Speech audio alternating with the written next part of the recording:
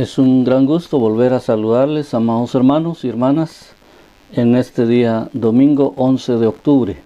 Qué bendición poder reunirnos alrededor de la palabra del Señor. Y yo quiero invitarles muy cordialmente a que hagamos nuestra confesión bíblica diciendo: Mi Biblia es la palabra de Dios. Revela a Jesucristo mi Salvador, quien nació, murió y resucitó para salvarme del pecado y condenación. Me enseña de la fe, santidad y amor para predicar su gracia y perdón, desde mi familia y congregación hacia la nación y toda la creación. Y el pueblo de Dios dice: somos casa, somos familia, somos Iglesia Busca a Dios y vivimos por la fe. Muy bien, es un gran día para poder hablar sobre la bendita palabra del Señor. Recuerden que nuestra serie que iniciamos desde principios de año se intitula Vivo por la Fe, pero cada 6 semanas aproximadamente vamos cambiando a una serie diferente dentro de ese tema anual. Y nuestra serie actual entonces se denomina Cambiando mi biografía por mi teología, o con mi teología, mejor expresado. Cambiando mi biografía con mi teología. Hoy quiero disertarles sobre el tema Cuido el templo que represento. Cuido el templo que represento. Vamos a ir a 1 Corintios capítulo número 3, versículos del 16 al 18. 1 Corintios capítulo número 3, versículos del 16 al 18, que dicen de la siguiente manera: ¿No sabéis que sois templo de Dios y que el Espíritu de Dios mora en vosotros? Si alguno destruyere el templo de Dios, Dios le destruirá a él, porque el templo de Dios, el cual sois vosotros, santo es. Nadie se engañe a sí mismo. Si alguno entre vosotros se cree sabio en este siglo, hágase ignorante para que llegue a ser sabio. Amén. Una tal vez de las afirmaciones más comunes y más contundentes que los cristianos realizamos en este tiempo es, y hasta con cierto orgullo, ¿verdad?, que somos el templo del Espíritu de Dios. ¿Cuántas veces lo ha dicho usted, mi hermano, mi hermana? ¿Cuántas veces lo hemos dicho? Yo soy el templo del Espíritu de Dios. Tengan cuidado, apártense que aquí va un templo del Espíritu de Dios. Es una afirmación verdadera porque la Escritura así lo dice. Así que podemos confiar en que no estamos diciendo ninguna mentira.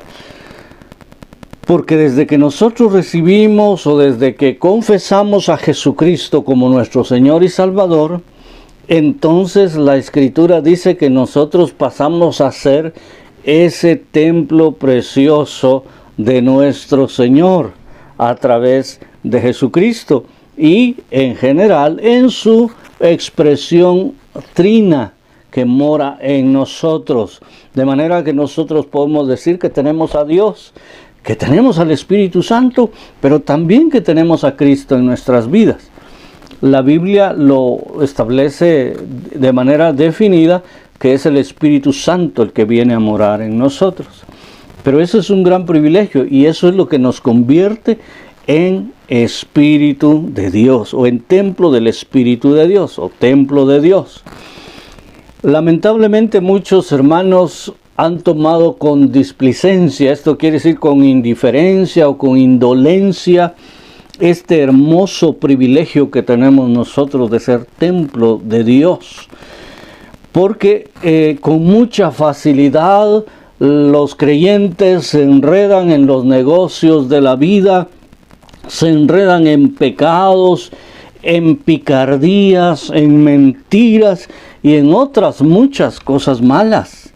Y entonces solamente estamos con la banderita de Cristo, con la etiqueta de que somos cristianos, pero nuestra vida no representa que seamos casa de Dios o templo del Espíritu de Dios.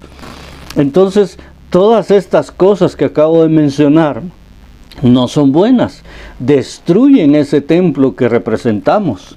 Por lo tanto, nosotros debemos trabajar continuamente, mis amados hermanos y hermanas, para combatir esas cosas malas en nosotros.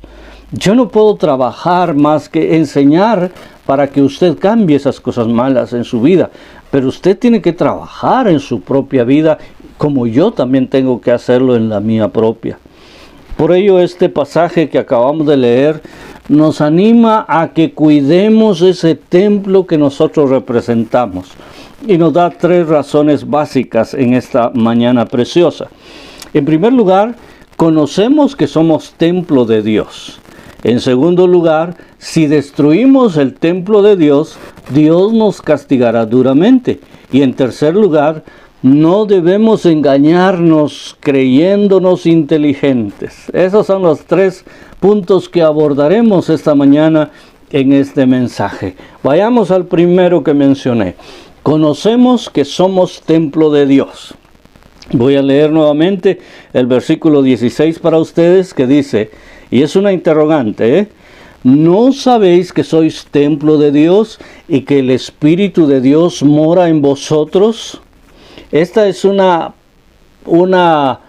pregunta que se conoce en la Biblia como pregunta retórica o una figura literaria de la retórica que consiste en determinar que quien está recibiendo la interrogante sabe exactamente la respuesta. Y la respuesta es obvia.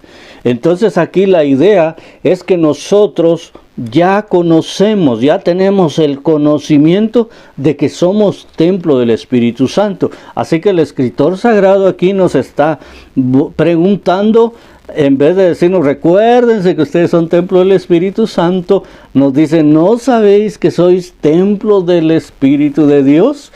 Y entonces nos está diciendo, ustedes lo saben. Ustedes ya saben perfectamente que cada uno en particular somos ese templo de Dios. Entonces el conocimiento nos da un compromiso a nosotros. Ese conocimiento implica no solo la presencia divina en nosotros, sino a la vez la posesión divina sobre nuestro ser. Es de los hermosos privilegios que nosotros tenemos cuando venimos a Jesucristo. Realmente nosotros deberíamos de sentirnos privilegiados, no orgullosos, no altaneros, no vanagloriosos, mis amados hermanos, sino debemos sentirnos bendecidos, debemos sentirnos que Dios ha hecho una obra especial en nosotros al punto de que nosotros conocemos que su presencia está en nosotros y que nosotros somos poseedores nada más y nada menos que del Espíritu Santo en nosotros. Eso nos constituye en templo de Dios y nosotros lo sabemos. Por esa razón, cada acto, cada hecho concreto que realicemos cuenta con la presencia del Espíritu Santo, que es testigo de lo que hacemos.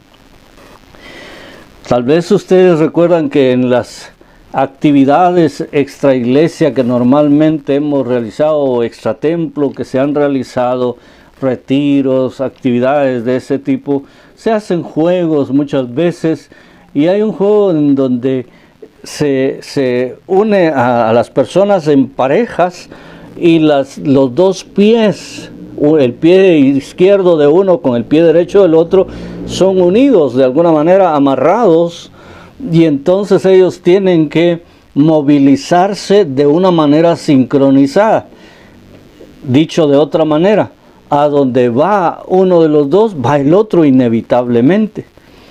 Lo que haga bien o mal uno de los dos va a afectar de una o de otra manera al otro que va con él. Y eso es más o menos una idea, una figura de lo que ocurre con el Espíritu Santo. La diferencia es que el Espíritu Santo está dentro de nosotros. La presencia del Espíritu Santo dentro de nosotros, por eso somos templo. Y nosotros entonces lo tenemos por testigo permanente en todo lo que hacemos, en donde estemos, bajo cualquier circunstancia. No podemos evitar que el Señor con su presencia se entere de lo que estamos haciendo nosotros y que le afecte de alguna manera. La Biblia habla de que nosotros podemos contristar al Espíritu Santo. La Biblia habla de que nosotros podemos apagar al Espíritu Santo, podemos enojar al Espíritu Santo.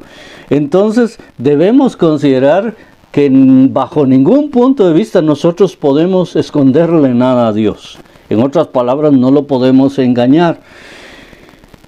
En el hecho cualquiera que sea, en tiempo, lugar o acción, siempre estará presente Él, mis amados hermanos, desde que conocimos a Cristo. Entonces, usted no puede actuar por ahí por la vida como que si Dios no se diera cuenta, como si Dios no estuviera con usted. Él está con nosotros. No nos hagamos los muy inteligentes, creyendo que podemos engañar, jugar a la vuelta a nuestro Señor, como lo hacemos con las personas. Tenemos que ser honestos, que muchas veces cuando no queremos que una persona nos mire, tal vez porque le tenemos una deuda pendiente, entonces vemos que está en una esquina y nos vamos por la otra calle. No nos vio. O aquellos que lamentablemente tienen la atadura de fumar o de beber y ya son cristianos, cuando ven que el pastor o el líder va por ahí, ellos esconden el cigarro, pero no se dan cuenta que el humo les está saliendo atrás de la espalda. Aún así a las personas las podemos engañar, pero a Dios nunca le podremos jugar la vuelta. Él está en todo y se da cuenta de todo y estará presente siempre. Así que, amados hermanos míos y amadas hermanas, tenemos un hermoso privilegio y debemos estar claros del conocimiento que tenemos de que somos templos del Señor, templo de Dios. La segunda cosa que mencioné es que si destruimos ese templo de Dios, Dios nos castigará duramente. Si destruimos el templo de Dios, Dios nos castigará duramente. Vamos a leer una vez más el versículo 17 de nuestro pasaje, que dice: si alguno destruyere el templo de Dios, Dios le destruirá a él, porque el templo de Dios, el cual sois vosotros, santo es. Qué tremendo, ¿verdad? Miren, hermanos, aquí tenemos que entender dos cosas. En este versículo hay una sentencia generalizada en cuanto a las personas que destruyen el templo de Dios, que somos nosotros. Es nuestro ser entero. Y eso puede ocurrir de dos maneras: externamente o internamente. Y como Dios ve a quien destruye su templo, también Dios destruye a esa persona de igual forma, tal como Él lo ha hecho con su templo. Así que pensemos en el aspecto exterior. Cuando alguna persona le hace daño a usted, que es templo del Espíritu Santo, está atentando contra el templo de Dios. Y por tanto, Dios se encargará de vengarse por usted. Dios se encargará de destruir a esa persona también. Si alguien está tratando de influenciar alguna cosa mala en su vida, de trasladar a su vida una filosofía que es contraria a la palabra de Dios, contraria a los principios bíblicos, o es anticristiana o anticristo, esa persona se está exponiendo a que Dios le destruya, por cuanto él o ella están destruyendo el templo de Dios.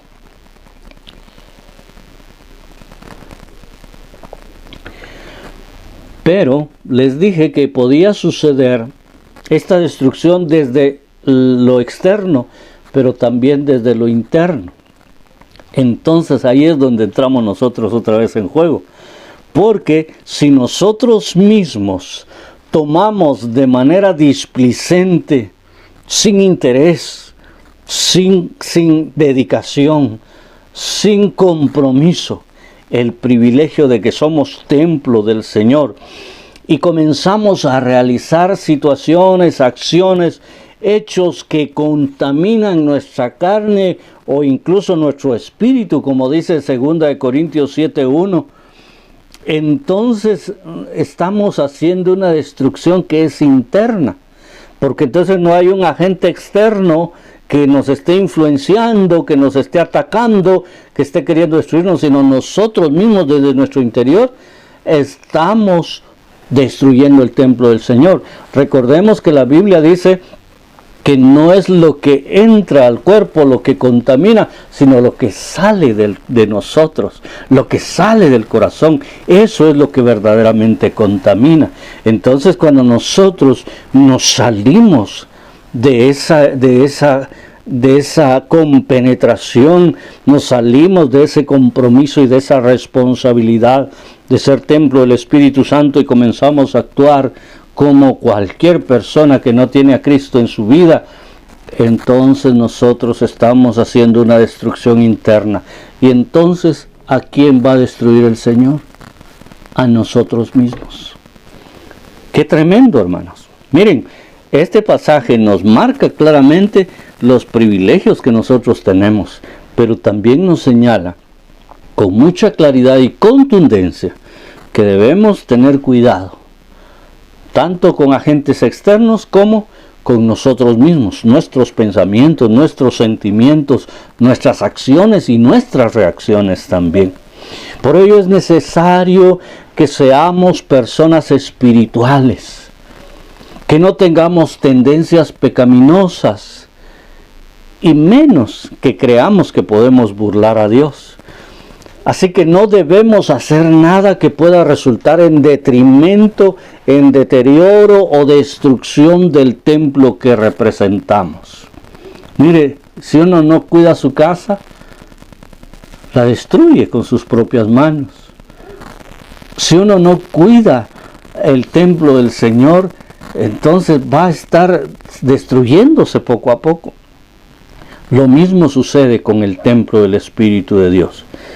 Debemos cuidar ese templo que representamos. Debemos evitar a toda costa cualquier cosa, cualquier situación que pueda ser introducida a él, desde la creencia en cualquier dios extraño, ídolos, etc., hasta las cosas que contaminan nuestra vida, como dije antes, ya sea de manera corporal o de manera espiritual. Y para terminar, vamos al versículo número 3. El punto aquí es, no debemos engañarnos creyéndonos inteligentes. Mire el versículo 18 nuevamente conmigo. Dice así: nadie se engaña a sí mismo. Si alguno entre vosotros se cree sabio en este siglo, hágase ignorante para que llegue a ser sabio. Aquí lo que la Escritura está diciendo es que aquellos dos sentidos que mencionamos anteriormente, esos dos aspectos que mencionamos, el conocimiento que somos templo del Espíritu de Dios y el hecho de no destruir el templo de Dios, nos llevan a ocuparnos, o necesariamente nos tienen que llevar a ocuparnos nosotros de cuidar adecuadamente el templo que representamos. Pero a la vez debemos cubrir, debemos proteger nuestro corazón, nuestro ser interior de cosas, de situaciones que puedan resultar fuera de nuestro alcance, es decir, de cualquier corriente de pensamiento que quiera venir a perturbar nuestras convicciones de acuerdo con la palabra de Dios. Hay tantas cosas. Yo no sé si ustedes vieron, seguramente ya vieron esa película Dios no está muerto, en donde un maestro trata de primero poner en vergüenza pública a un estudiante cristiano y luego trata de meterle sus creencias, sus filosofías anticristianas. Pero la película es maravillosa porque este joven resulta siendo un buen guerrero del Señor. Resulta siendo una persona muy espiritual que con argumentos bíblicos y con una vida intachable demuestra que se puede cuidar el templo de Dios de cualquier cosa que quiera contaminarnos. Y entonces él no se hace el inteligente, él no se hace el sabio, él no se hace el que todo lo puede, no. Incluso pide cierto tiempo para prepararse. Con permiso, me gustaría evitar este debate sin sentido y saltar directo a la conclusión que todo estudiante debe saber. No hay Dios. Lo único que necesito de ustedes es que escriban en el papel que les acabo de dar 3 simples palabras. Dios está muerto. Y debajo su firma. Señor Whitton, ¿le pasa algo? No puedo hacer esto. No puedo hacer lo que pide, soy cristiano. No, no se preocupe, aún puede regresar a su dormitorio, arrodillarse y orar al lado de su cama si quiere. Lo que haga con su vida es su problema, pero lo que haga aquí en la clase es el mío. Yo no puedo. Muy bien, señor Whitton. Déjeme explicarle la alternativa. Si no puede admitir que Dios está muerto para el propósito de esta clase, entonces tendrá que defender la antítesis de que Dios no está muerto y será enfrente de la clase, en el atril. ¿Quién decide si gano o pierdo la discusión? Pues yo lo haré, es mi clase, yo dirijo, la evaluación es mi privilegio. Con todo respeto, pero no creo que sea objetivo. ¿Y qué es lo que propone? Bien. ¿Y qué tal ellos? Bien, es interesante, pero ¿por qué darles el poder a ellos? Ya los convenció, lo que debo hacer es desconvencerlos, para que admitan su error.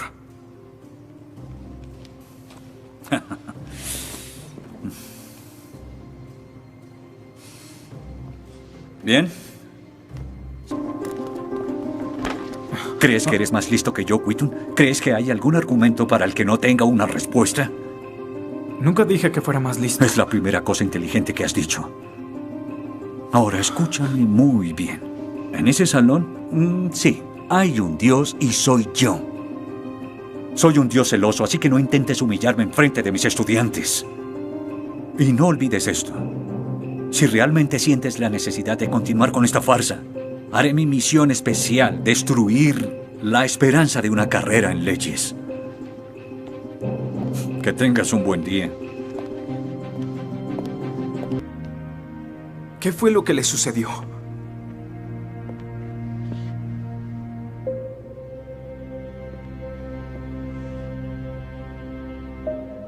Cuando un chico de 12 años ve a su madre morir de cáncer, es natural rogarle a Dios por su vida. Le prometería cualquier cosa a su amado abuelo del cielo, incluyendo amarlo y adorarlo por siempre, si solo la salvara. Algunas veces la respuesta es no. Dímelo el día que pierdas a alguien que amas. Murió creyendo en una mentira, murió creyendo que alguien allá afuera la amaba incluso cuando estaba muriendo. En un Dios que permite eso, no vale la pena creer. Por eso es, Whitton, que encontrará que la mayoría de agnósticos fueron cristianos. Pero nos quitamos la venda de los ojos, vimos el mundo como realmente es. Shakespeare tenía razón. La vida es un cuento contado por un idiota, lleno de ruido y de furia que no tiene ningún sentido. El profesor Radisson, quien claramente es ateo, no cree en absolutismo moral, pero en su programa dice que planea hacernos un examen en la última semana. Apuesto a que si consigo una A en el examen haciendo trampa, inmediatamente empezará a sonar como un cristiano, insistiendo que está mal hacerlo. ¿Y qué base tendría él? Si el propósito de mis acciones es lograr el éxito, entonces, ¿por qué no podría hacerlo? Para los cristianos, el punto de la moralidad, lo que constituye lo bueno y lo malo, es una línea directa que nos conduce hacia Dios. Oh, estás diciendo que necesitamos a Dios para ser morales, que una moral atea no es posible. No, pero sin Dios no hay una razón para ser moral. No habría un estándar para el comportamiento moral.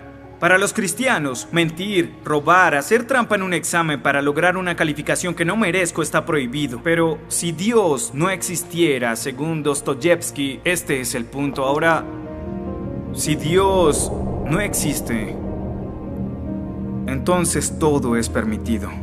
La diferencia entre su posición y la mía es que usted les quitó su elección. Les exigió que eligieran la casilla marcada con no creo. Sí, porque quiero liberarlos. Porque la religión es como un virus mental que los padres han heredado a sus hijos. Y el cristianismo es el peor de todos. Lentamente se mete en tu vida cuando estás débil, enfermo o indefenso. ¿La religión es una enfermedad? Sí. Sí, infecta todo. Es la enemiga de la razón. ¿Razón? Profesor, usted dejó la razón hace mucho tiempo. Lo que nos está enseñando aquí no es filosofía, ni siquiera es ateísmo. Lo que nos está enseñando aquí es antiteísmo. No es suficiente. Necesita que todos no creamos como usted. ¿Por qué no admites la verdad? ¿Quieres enredarlos en tu primitiva superstición? Lo que quiero es que tomen su propia decisión. Eso es lo que Dios quiere. No sabes cuánto voy a disfrutar reprobándote. Pero ¿a quién realmente quiere reprobar, profesor? ¿A mí o a Dios?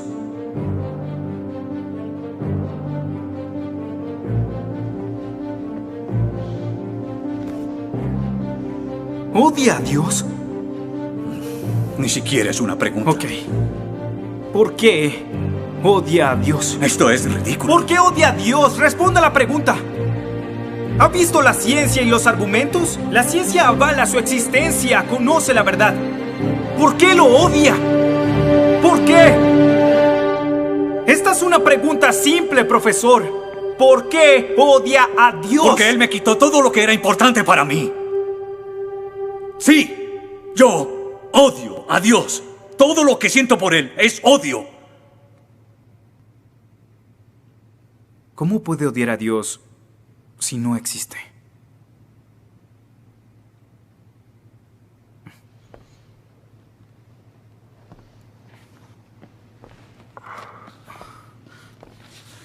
No probaste nada. Quizá no.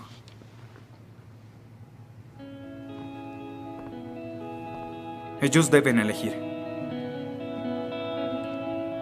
Hermanos, nosotros tenemos que estarnos preparando continuamente a través de la palabra del Señor. Porque esa, podemos decir, hermanos, que es nuestro privilegio, pero al mismo tiempo es nuestra obligación. Estarnos preparando con la palabra del Señor. Mire, una persona que tiene una profesión en la vida, no se puede conformar con que ya sabe hacer algo, sino que tiene que ir actualizándose, tiene que ir viendo qué nuevos descubrimientos hay, qué nuevas cosas han surgido en cuanto a su profesión, para no quedarse atrás, para ir siempre a la vanguardia. Pues lo mismo tenemos que hacer los hijos de Dios, los cristianos, los creyentes. Debemos estar siempre consultando el manual de nuestra vida y conducta. Debemos revisar lo que la Biblia tiene para nosotros, para que estemos preparados y presentar defensa con mansedumbre, como dice la Escritura. Así que no nos creamos los sabios, hermanos, menos en nuestra propia opinión, que está bien que alguien le diga, hermano, usted qué sabio es. Bueno, gloria a Dios, ¿verdad? Pero que usted mismo diga, ya vieron cómo soy de sabio. Hermano, yo creo que esa es la peor necedad que podemos cometer, creer que somos sabios. Debemos creer que siempre estamos aprendiendo y que necesitamos aprender y crecer más en el conocimiento del Señor. Ya tenemos el gran privilegio de ser templos del Espíritu de Dios, templos del Señor. Entonces, ahora tenemos que comportarnos a la altura de esa dignidad. Así que consideremos nuestra vida delante de Dios mejor como ignorantes de lo necesario para guardar el templo que somos y comenzar bajo la guía de Dios, como dije, bajo la guianza de la palabra, a cuidar y a proteger de todo lo malo que nos circunda. En este caso, la ignorancia, hermanos, no es desconocimiento. En este caso, la ignorancia que nosotros podamos manifestar va a resultar en humildad, una actitud humilde de reconocer que para guiar nuestra vida lo que vale es lo que Dios dice. Él es quien nos hace sabios por su palabra divina. También dice la Escritura en Proverbios 1:7, el principio de la sabiduría es ¿qué? Exacto, eso mismo, el temor de Jehová. Nosotros debemos andar temerosos de Dios, debemos andar humildemente. Gloria a Dios, hermanos, si somos líderes, si somos pastores, si somos ministros de alabanza, si tenemos tal privilegio, si se nos facilita el compartir el evangelio a otras personas. Gloria a Dios si nosotros cantamos bonito y podemos expresar esos cantos y guiar al pueblo del Señor. Bendito sea el nombre del Señor. Qué bueno, el Señor siempre capacita a su pueblo. Pero nosotros tenemos que mantenernos humildes, con la mirada en el cielo, pero con los pies en la tierra. Y hermanos amados, yo estoy seguro que nosotros podemos ser esos testigos que Cristo quiso tener, llenos del Espíritu Santo. Pero recibiréis poder cuando haya venido sobre vosotros el Espíritu Santo, y me seréis testigos en toda Jerusalén, en Samaria, en Judea, en toda Judea, en Samaria y hasta lo último de la tierra. Eso dice Hechos 1:8. Así que voy concluyendo, mis amados hermanos. Somos el templo de Dios. Gloria a Dios. Aleluya. Somos el templo del Señor. Pero no para vanagloria, no para jactancia nuestra, sino para alabanza del Señor. El Espíritu Santo mora en nosotros. Dígale gracias, Espíritu Santo. Gracias por estar en mí.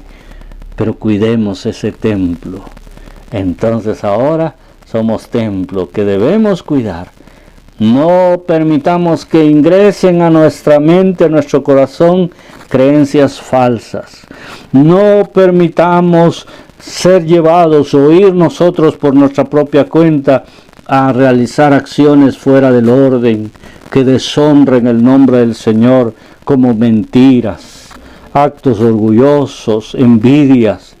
Y por supuesto, no permitamos que el pecado se enseñoree de nosotros. Cuidemos el templo que representamos para que no seamos castigados severamente por el Señor. Disfrutemos el amor, disfrutemos la misericordia de Dios, mis hermanos. Es lo más maravilloso que nosotros vivamos, como decíamos en el ciclo anterior, siempre ante el trono de la gracia divina. Pero en ese sentido vamos a ir también cambiando nuestra biografía. Cambiándola no significa cambiarla por cualquier cosa, no. Quiere decir mejorarla, quiere decir transformarla, quiere decir dejar una mejor historia de vida por causa de la teología que estamos recibiendo, del conocimiento de Dios que está llegando a nuestras vidas.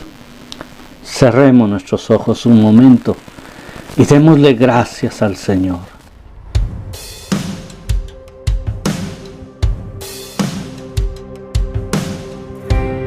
El viento está llamándonos a despertar a su amor.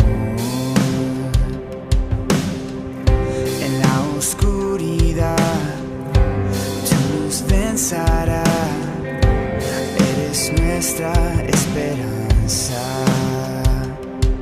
Las espinas de la tierra lo sabrán. La nación de Jesucristo brillará. Resplandece tu luz, que todos vean tu eterno amor. Te esperamos, Jesús.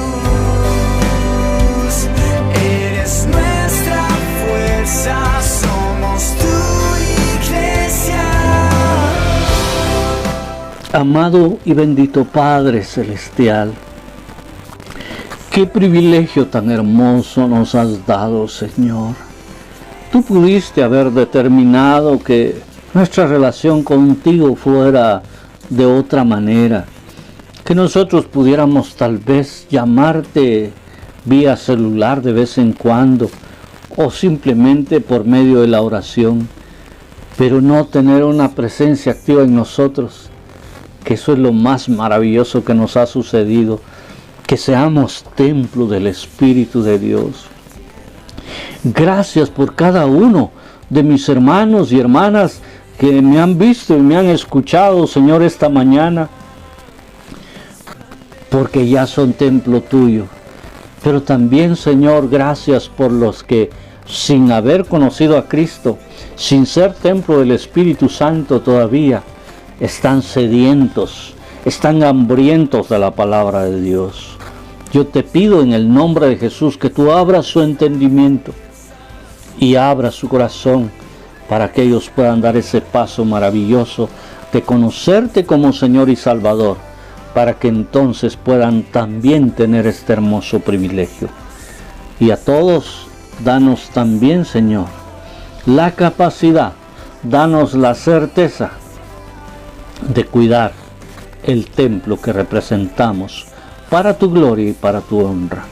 Por lo demás, mi amado Señor, te ruego que bendigas, que guardes, que sanes, que libertes, que proveas, Señor, en cada una de las familias que están escuchando este mensaje, que hagas provisión y que les guardes de todo mal. Gracias te damos, oh Dios, por esta hermosa mañana. En el nombre de Jesús, nuestro Salvador. Amén y amén. Sobre ti la iglesia firme está. Jesús, Jesús, eres tú la piedra angular. Contra ti nada prevalecerá. Sobre ti la iglesia firme está. Jesús, Jesús, resplandece tu luz, que todos vean tu eterno amor. Te esperamos, Jesús, mi Jesús, eres nuestra fuerza, somos tu iglesia, somos tu iglesia, eres nuestra fuerza, somos tu iglesia.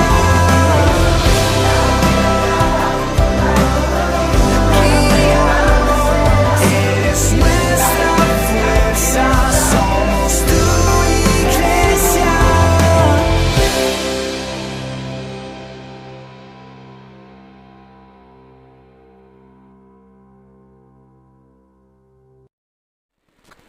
Nuevamente repito que es un verdadero privilegio para mí saludarles y les recuerdo que el próximo miércoles estaremos compartiendo la exégesis de Jueces, un lindo estudio que estamos llevando a las 7:15 de la noche, 7:19:15 horas, hora de Guatemala.